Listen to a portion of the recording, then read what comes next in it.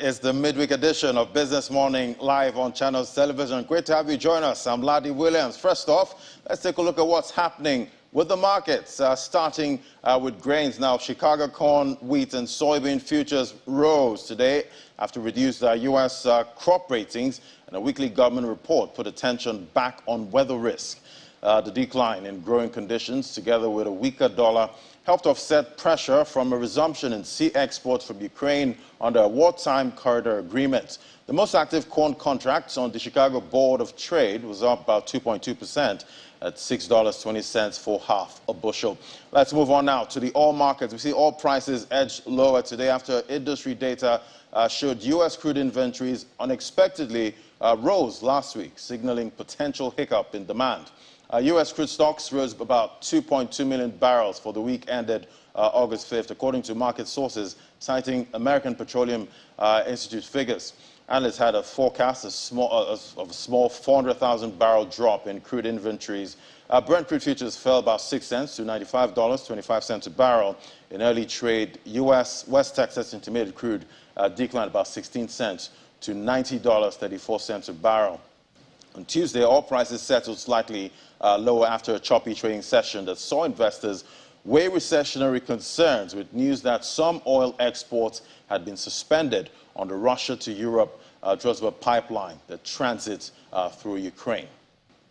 And some company news now. We see Muka Limited has rewarded over 200 partners with tricycles and premium electronics for being loyal to the brand. The presentation took place during the Muka Business Partners Conference in Victoria Island, Lagos. The new managing director, Femi Faponda, says the tricycles will help distributors deliver orders quickly and strengthen their commitment to the company. You take a listen. It's the second edition of Muka Business Partners Conference. This meeting with some distributors is to deliberate on how to reposition the brand for greater market dominance. The new managing director commends the partners for making Muka Foam the market leader. Our dear business partner, we hold you in high esteem as you continue to make us proud through your immense contribution to the growth trajectory of this company. We renew our commitment to this blossom relationship with you, our business partner. We also assure you that our elevation to international player status will yield even greater benefits due to the technological expertise of Dolidor as the market leader in Africa. Please let's put our hands together for Muka. The company unveils its new product with 6-year warranty. We pride ourselves in consistent quality over the years, and we also give to consumers exactly what we promise, and the same thing to our trade partners. That is why we call our distributors business partners.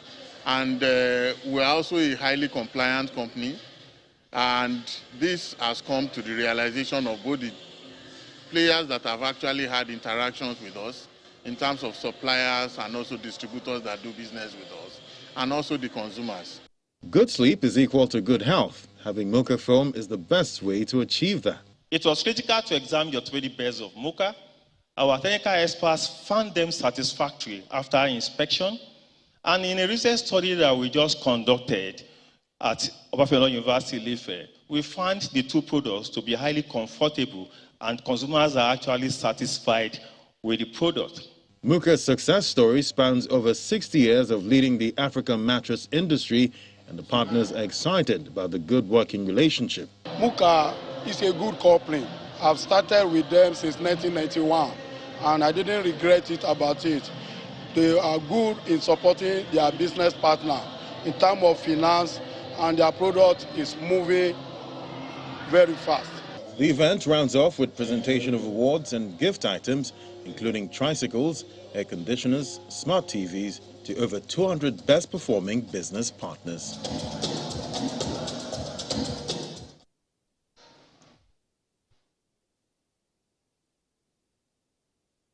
To our first conversation, President Muhammadu Buhari recently approved the acquisition of ExxonMobil Corporation assets by Seplat Energy PLC, despite moves by the state-owned oil company to block the deal. In a twist of events, the Nigerian Upstream Petroleum Regulatory Commission said the matter was a regulatory one and nothing had changed after it had earlier notified ExxonMobil the transaction had been declined. Well, let's talk about this and other matters now with Dr. Ayodele Oni, energy partner at Bloomfield Law Practice, joining us right here on Business Morning. Mr. Oni, Dr. Oni, great to have you. Thank you very much for having me. Yeah, so quite an interesting turn of events we're seeing now. Help us understand this deal and why there's a contradiction between the federal government and the regulator. Okay, thank you very much. Okay, so it's a divestment deal of some sort, but it's a sale and purchase agreement.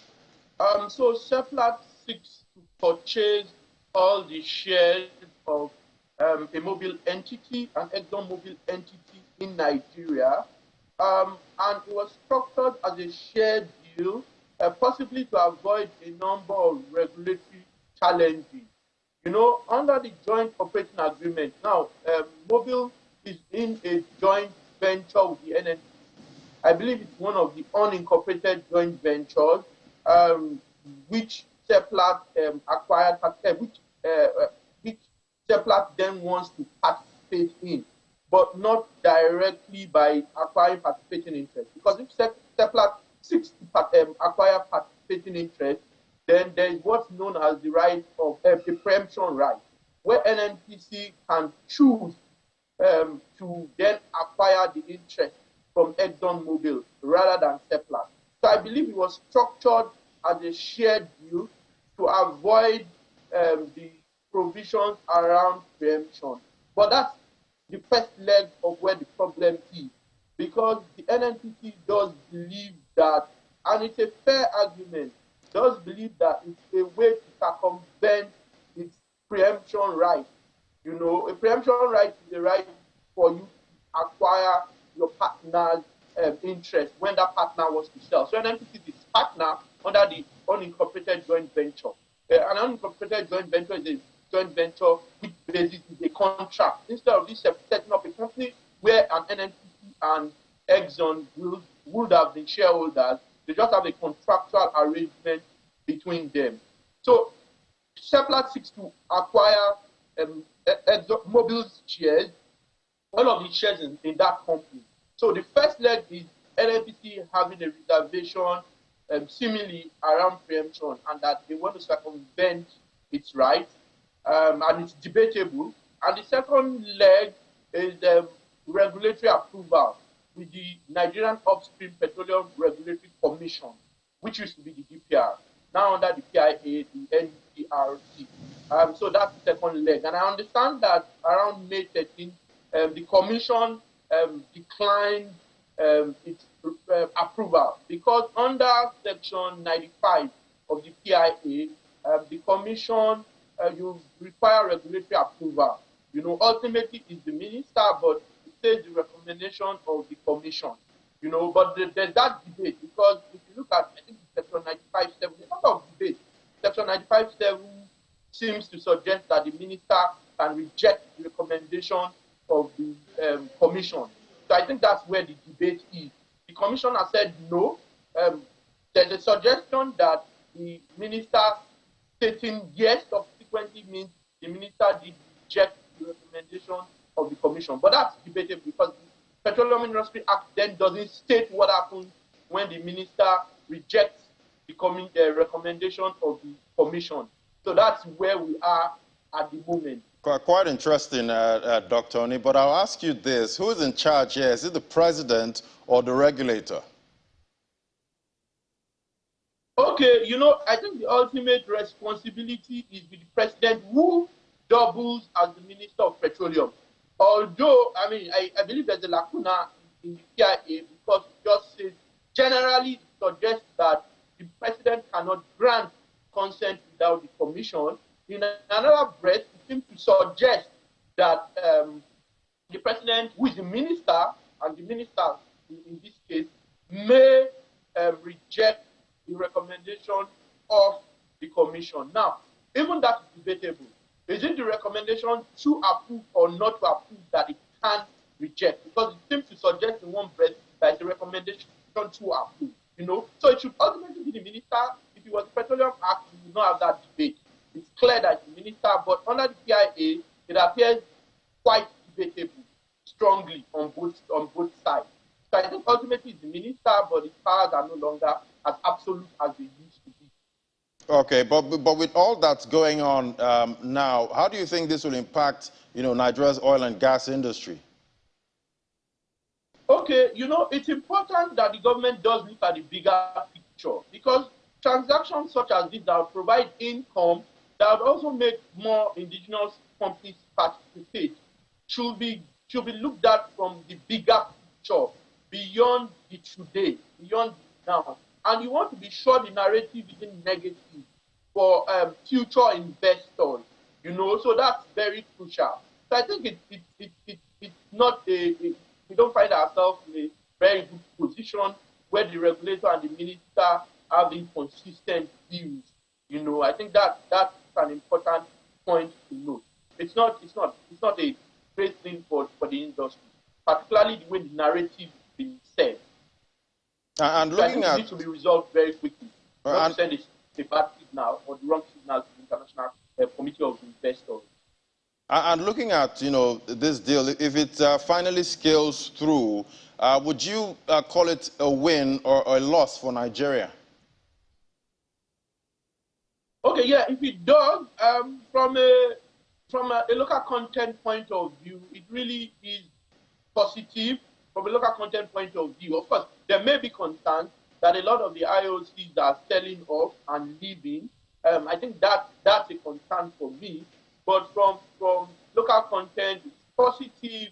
From Nigerians being more involved and possibly reducing capital flight, those are the positives. For me, it's even more important that we can add value to our crew, because ultimately our balance of trade and balance of payment continue to remain negative if we continue to export crude and import finished products. So ultimately, having an integrated project, having your own refinery and all of those are even more critical to you. But I think overall, it's not. It's a good. It speaks well for local content. It will speak well for keeping more money, possibly in the country. And looking at it from, Seplat's angle now, they're the ones buying it. How's this going to impact them? Is it a plus for them? How much of a plus is it for them? Definitely is a plus.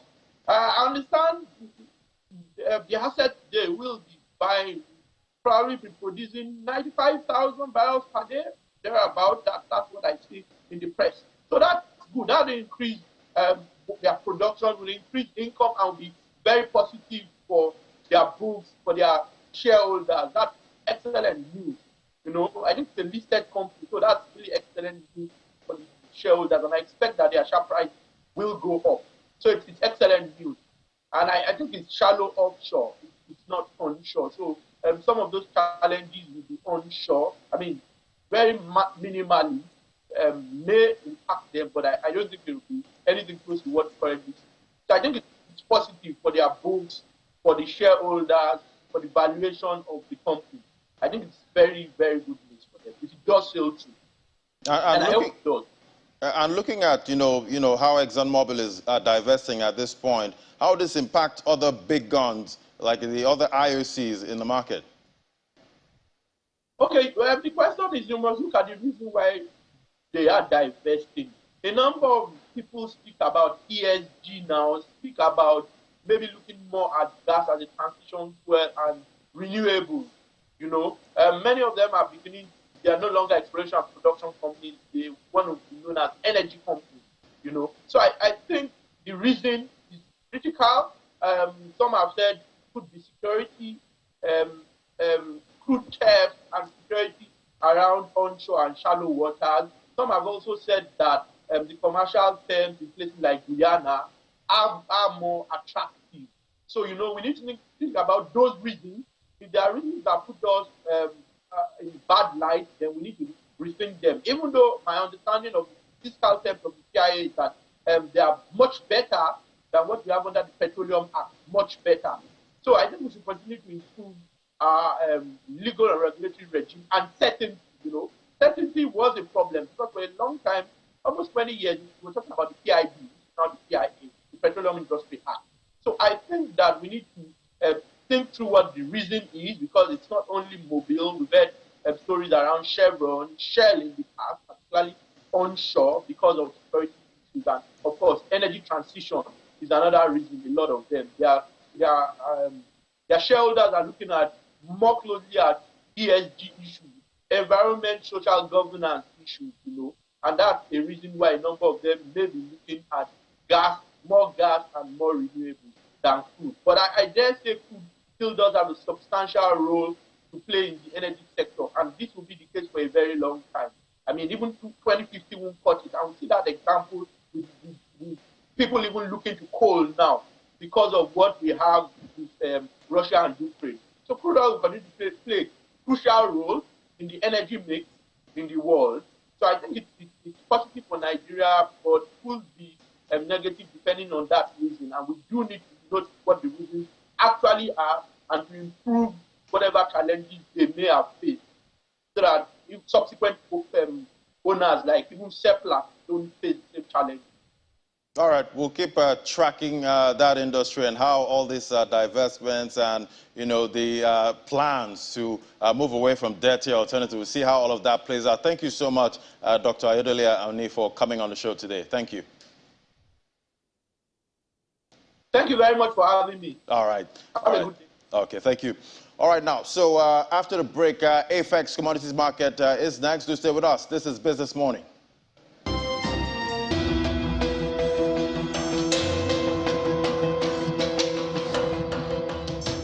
Welcome back. You're still watching Business Morning live on Channels Television. Let's take a look at how your money is performing at the AFEX Commodities Exchange. Now, let's for the week ended August 8th. Join us now is Akongbe Omotola, market data and research analyst at AFEX, with the details. Great to have you. Good morning. It's a pleasure to be here. Thank you. Good morning. Great to have you. So give us a rundown on performance on the exchange for the week ended. There were a series of events in the commodities market. In the trading week, we saw a decline in the turnover. There was a decline of 54.83% in the turnover from the total value of 2.9 billion to 1.3 billion. There was also a 71.30% decline in the total volume traded on the exchange. There was a decline from about 11 million contracts to 3 million contracts. But however, we saw an increase in the number of deals traded on the exchange. The number of deals increased by 27.02% from a total of 211 deals to a total of 268 deals. For our benchmark indexes, for our AFEX Commodity Index, the AFEX Commodities Index saw a 3.49 decline from 467.49 points to 451.7 points. Our AFEX Export Index, however, saw an increase of 9.49% from 188.9 points to 206.9.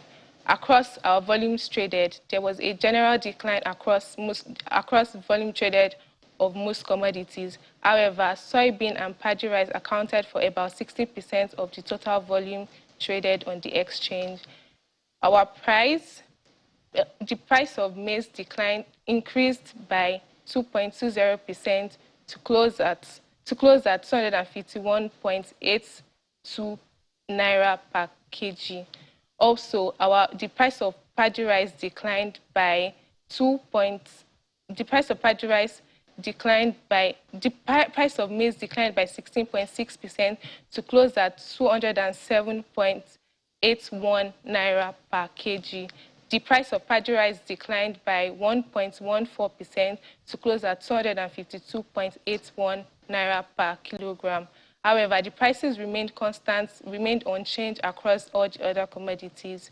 To get more information about the commodities market, kindly follow our page, kindly follow us on our website at africanexchange.com, and to join our trading platform, kindly download ComX on the Play Store or iOS Store.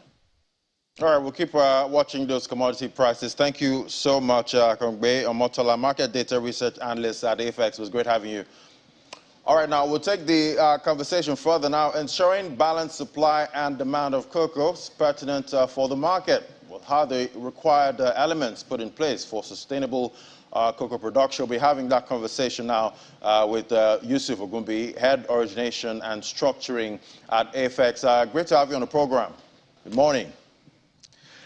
Good morning, Ladi. It's nice to be here again. Yeah, Good so, give us a bit of insight into the demand and, supply equalization of cocoa in the domestic and international markets.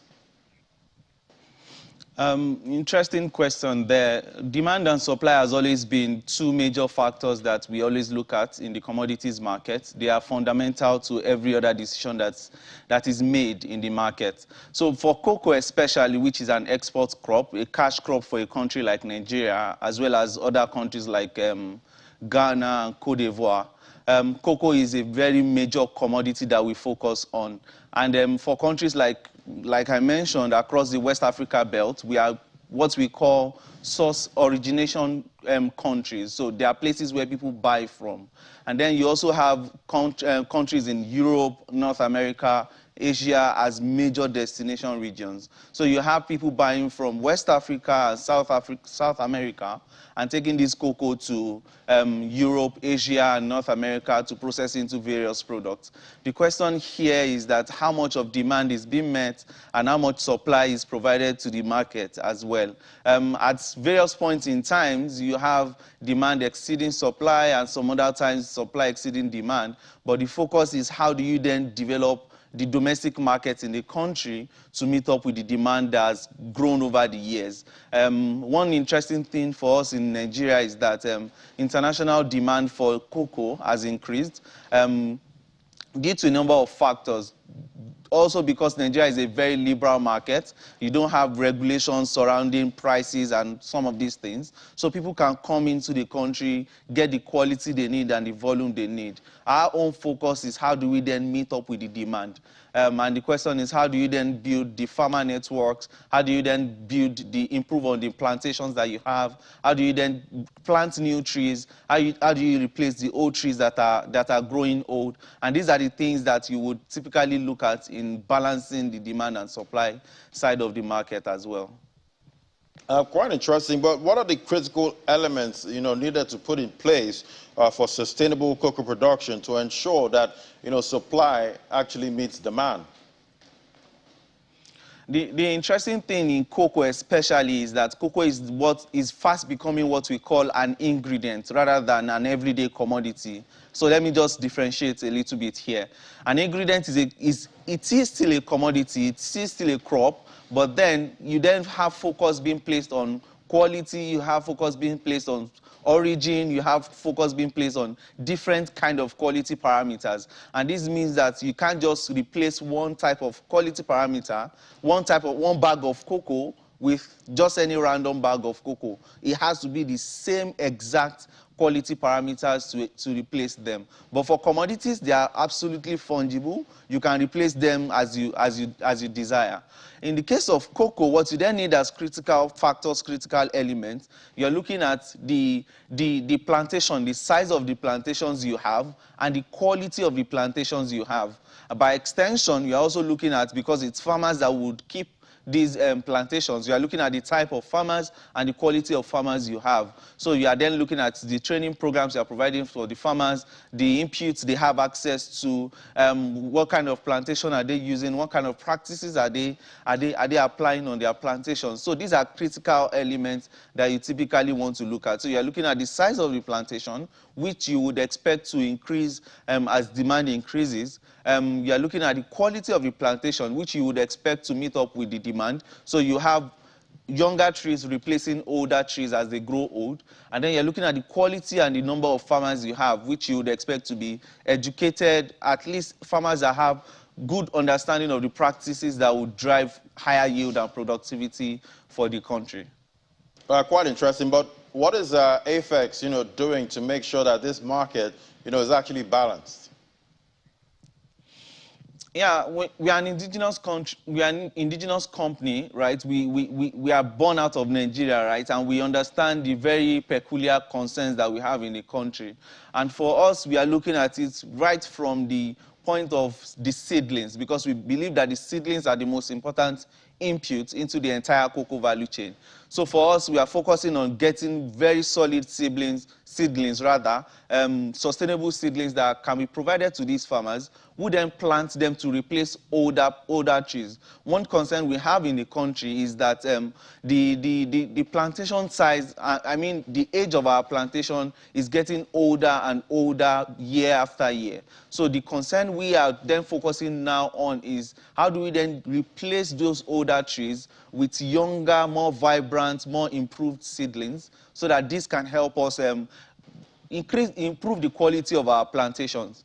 On the other hand, we also believe that the farmers require solid understanding of the practices required to keep the plantations. So our focus now is gather these farmers into cooperatives, solid cooperatives, give them the inputs they need, but even more importantly, give them the education and training they require so that Nigeria continues to rank amongst the top producers of cocoa, and not just top producers of cocoa, top producers of quality cocoa, which is where we then get to have the premiums on pricing, better incomes, and that would then trickle down to the farmer at the end of the day. It gives everybody the benefit. It's a win-win for everybody in the value chain.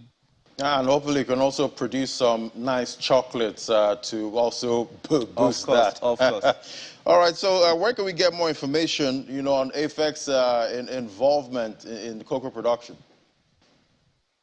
So over the past 2 years, AFEX has delved very strongly into the sustainable cocoa. So if you look at conversations around cocoa, like I said earlier, it's fast becoming an ingredient. So the focus now is how do we get to that point where our cocoa is priced, there's premium on our cocoa because it's perceived to be of a higher quality, sustainability-wise. So for us, we've gone into a number of programs, which I think we can also get on AfricaExchange.com. About a few months ago, we were in Ife launching the 1 million cocoa seedlings in Ife for farmers in Southwest and South Nigeria. And that program as well you can see that on Africa Exchange. You can also follow us on all our social media handles where we always put out this information, because we believe everybody needs this information to benefit from. We have people that are looking at getting into this ecosystem, and they would typically benefit from this kind of information. So follow us on all our social media handles, AFEX Nigeria on all social media handles. You can also check AfricaExchange.com, get enough information, as much information as you would like.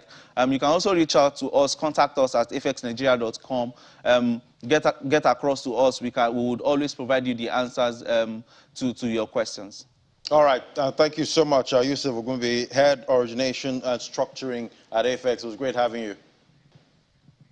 Thank you very much, Ladi. All right, now, so we'll take a moment now.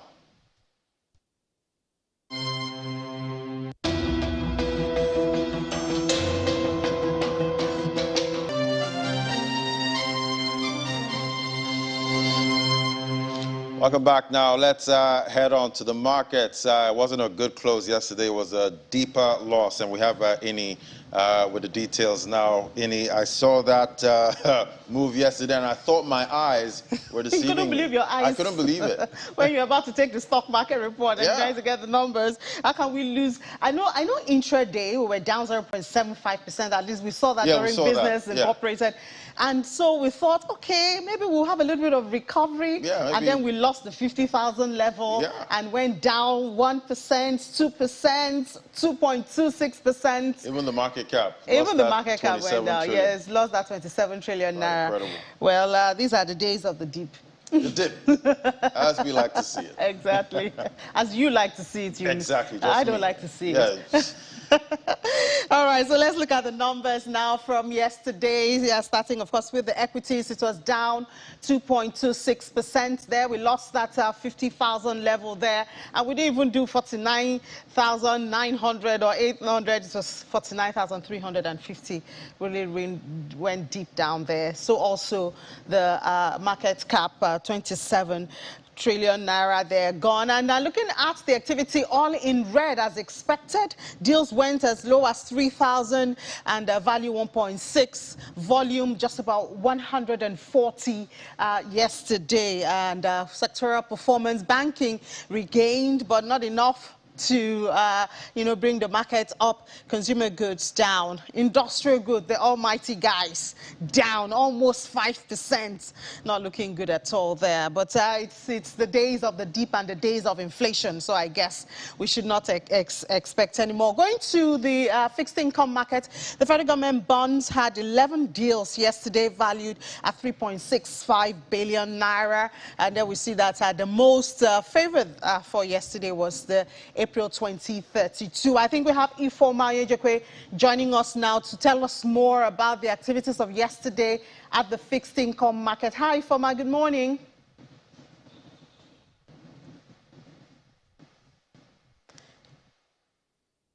All right.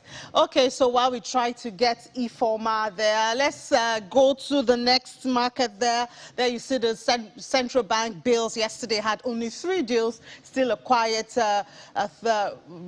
theme running down in the fixed income market. It was valued at 3.0 billion naira.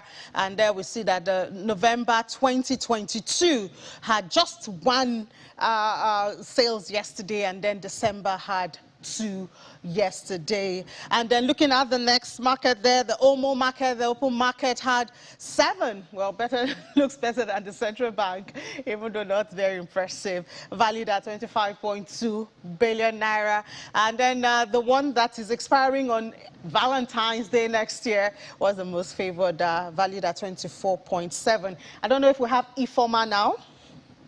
Ifeoma, are you there? Yes, hello. Hi, Ifeoma, yes, good morning. Yeah, the quality, I can't hear the studio properly. All right, Ifeoma, so when should we expect a push in the fixed income market? Yeah, I can hear you. I said I can't hear the studio.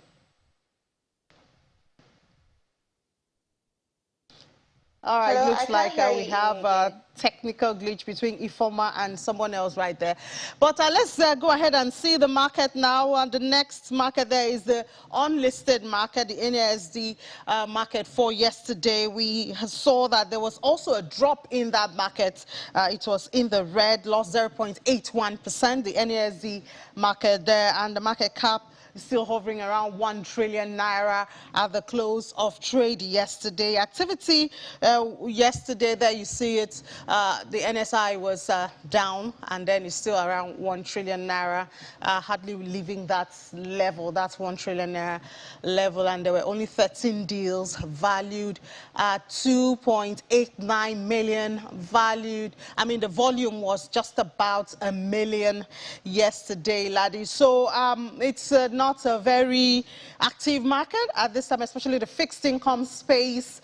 But laddie, I think you're happy about that. And your crypto is looking much better than this other market now, I think. Well, that market is not looking so good today. It was, doing better earlier on, but we've seen quite a pullback, even with, we have that correlation, with the NASDAQ. So we've seen that calm down, and we see that impacting that market also. And there was a report on global food inflation easing. Yeah. I wonder when that will seep into the markets, and then we'll see some consistency and consistent green. I need to see prices of food prices actually come down to actually believe in Nigeria to see that report actually. Are you doubting the World Bank? Well, not Not really, but just what I'm seeing here is quite is a different picture. I told you about my experience with that yam I was trying to buy that day, and it was really expensive. What about bread? And bread too, yes. Yeah, that's over the roof. Because one would have thought that now that we're having a grain leave Ukraine,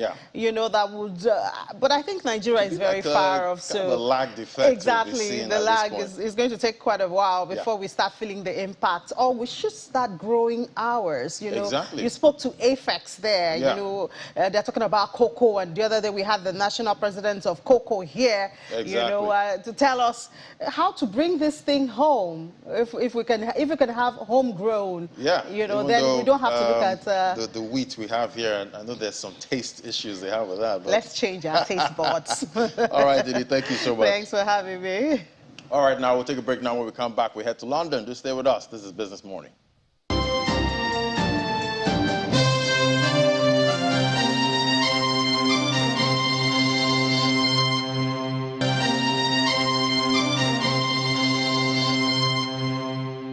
Welcome back. Let's head on to London now. We have Juliana standing by right there. Great to have you, Juliana. Good morning. So we're seeing energy bosses. They've been hauled in before the government to discuss what they're going to do with their rising profits. What are we expecting here?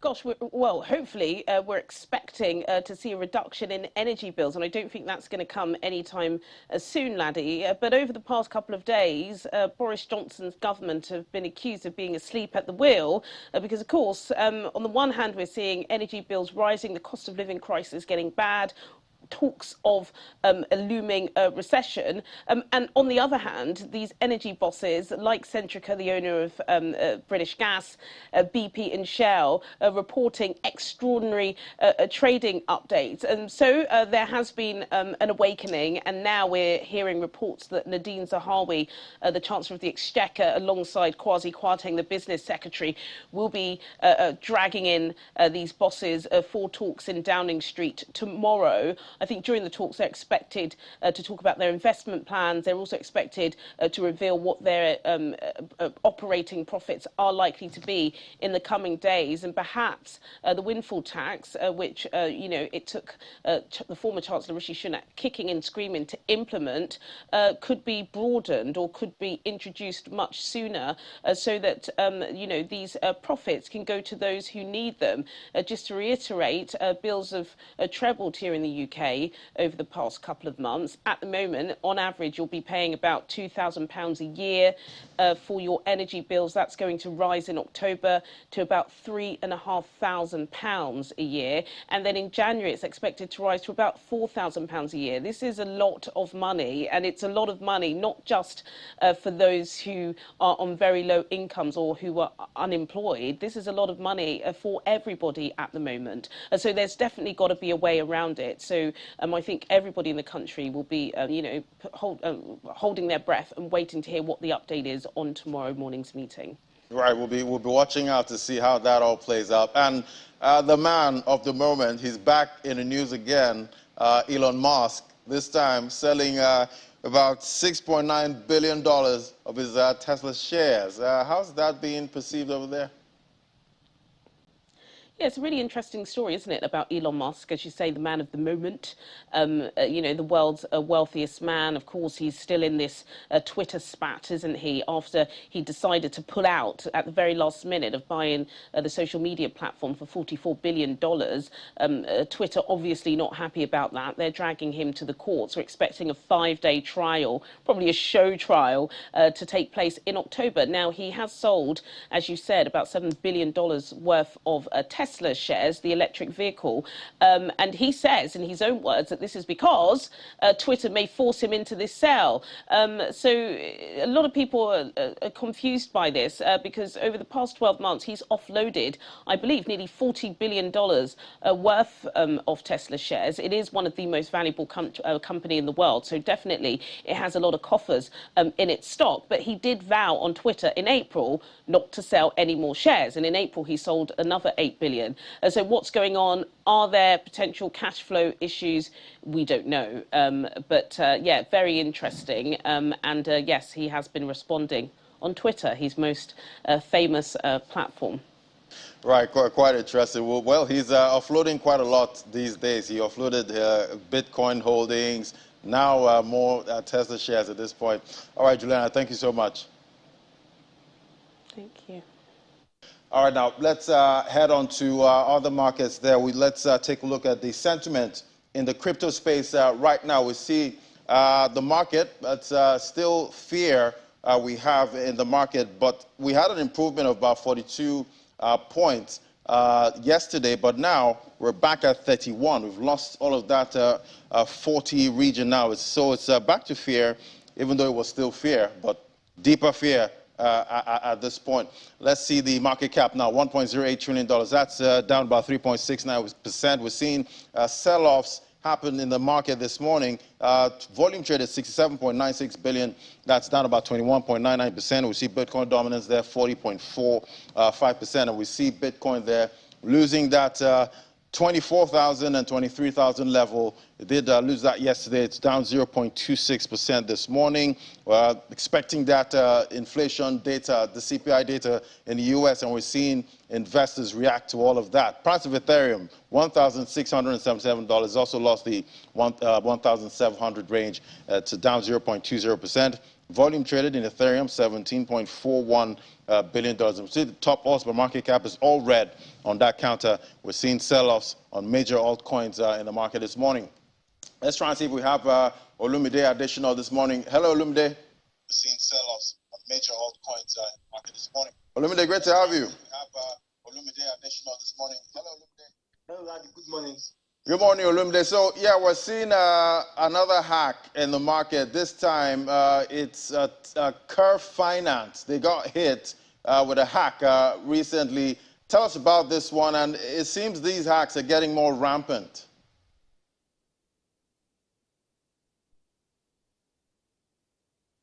These hacks are getting... Ladi, you need to understand that Curve Finance provide, they're more like market makers, but in decentralized finance, it's market liquidity automated, and this is what they bring into the crypto space. So what we saw was that there was a malicious attack on the website, and over $500,000 was being lost, and that really created some form of panic. But recent reports suggested that it has been rectified, and that's really positive news. But the crypto market is not really having so much right now. Bitcoin is still moving around $23,000. New report of the CPI will really indicate the long-term movement of the crypto bulls. Though reports suggest that there will be moderation from today's readings, but the moderation capacity will determine how much the bulls will go. So more likely that if the inflation number draws deeper than expected, well, we might see the bulls waking up much more, breaking the 24,000. But if it's otherwise, then it might still be ranging, and more macros will determine the future guidance. And look, they're talking about these hacks. Now, these will obviously impact users, of these platforms. How can a user actually protect themselves from these hacks? Yeah, but the market right now, my forecast for the market remains bearish, and that's because you need to understand that risky assets still have selling pressure on the US Fed aggressive move towards fighting inflation, and also the systemic rule regulation is coming to the market. You recall that the United States really banned tornado cash, that's a currency mixer, and that has really created some uncertainty across Ethereum, despite the fact that it has more than doubled in 9 weeks. All right, Olumide, but now let's look at once the CPI data comes out in the US, what are you expecting, for the crypto market?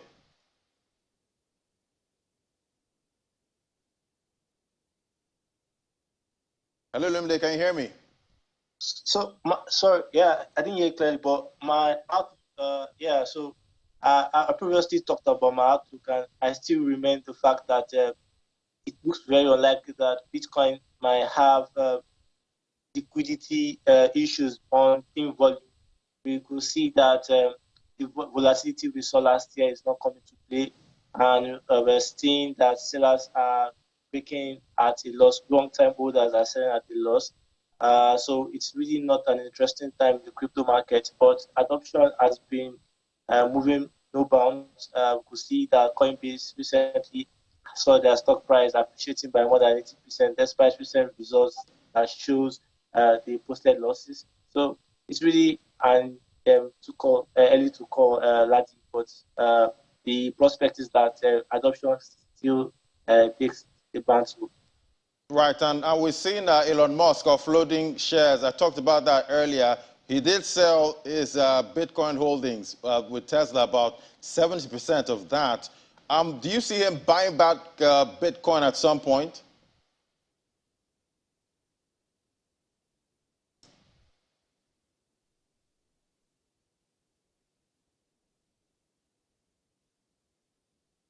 To make money online in 2020. I didn't get you. Yeah, I was talking about Elon Musk. You know, we've seen he's offloaded shares of Tesla shares again, and we saw before he did sell off about 70% of his Bitcoin holdings with Tesla, took that out of the balance sheet. When are you expecting him to buy back Bitcoin?